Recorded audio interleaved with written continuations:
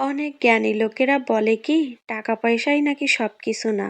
মান সম্মান ভালোবাসা যত্ন এইগুলা নাকি টাকা পয়সার থেকেও অনেক ঊর্ধ্বে। কিন্তু বাস্তবতা বলো ভিন্ন রে বউ। বাস্তবতা হলো এই যে আপনার টাকা পয়সা যদি না থাকে কেউ আপনারে মান সম্মান ভালোবাসা যত্ন কিছুই দিবে না। আপনার পকেট যদি ভারী থাকে আপনি যদি কারোর বাড়ি বেড়াতে যান দেখবেন সবথেকে ভালো জিনিসটা আইটেমের পর আইটেম আপনার সামনে নাস্তা সবকিছু দিবে। আর আপনার যদি টাকা পয়সা না থাকে বলবে মাপ করেন। দেখেন না ভিক্ষুক আসলে আমরা অনেকেই বলি না মাপ করেন।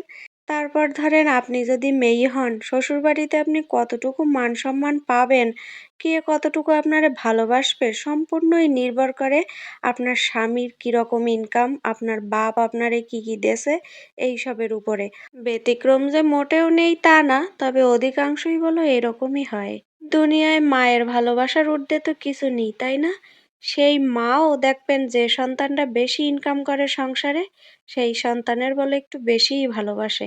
আর যে একটু কম ইনকাম করে তার তার বাচ্চা-কাচ্চার সবার ক্ষেত্রে বলো ভালোবাসাটাও অনেক কমে যায়।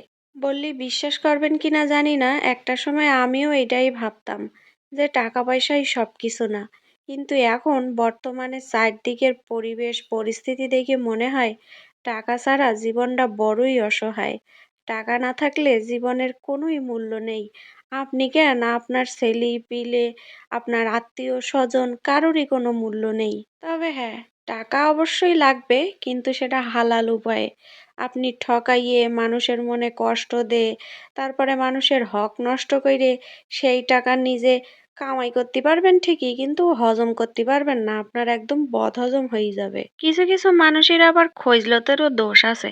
এই ধরেন দেখবেন মানুষের অনেক টাকা পয়সা, আল্লাহ দিলি তার কোনো কিছুর অভাব নেই, কিন্তু তারপরও তারা মানুষের ঠকাইয়ে মানুষের হক নষ্ট করে খাতেই বেশি পছন্দ করে। যাই হোক, আমি মাঝে মাঝে আবার একটু বাস্তবতা নিয়ে পর্যালোচনা করি। যেদিন এই ধরনের কাজ কারবার করি সেদিন সারা রাইত একরকম ঘুমও হয় না। কেডা কি কইলো কেন কইলো এইবার না করলেও তো হইতো, এইসব ভাবতে ভাবতে আমি রাত পার করে দিতে পারি। যাই হোক, আমার যা কাজ রান্না বান্নায় ফিরে আসি। আমি এই জায়গায় আজকে খাসির গোশ রান্না করেছি, বেশ অনেকটাই ছিল, কিন্তু খাসিটা মনে হয় একটু বুড়ো জাতের ছিল। এতক্ষণ ধরে কষালাম তাও তেমন একটা সেদ্ধ হয়নি। তাই ভাবলাম প্রেসার কুকারে দেব, এই জন্য ভালো করে কষাইয়ে ঝোল দে তারপরে একটু সিটি দিয়ে নেব। আর নামাইনের আগে দিয়ে দেব গরম মশলা। খুব সুন্দর হয় না রংটা? গরম গরম ভাত আর খাসির মাংসের ঝোল।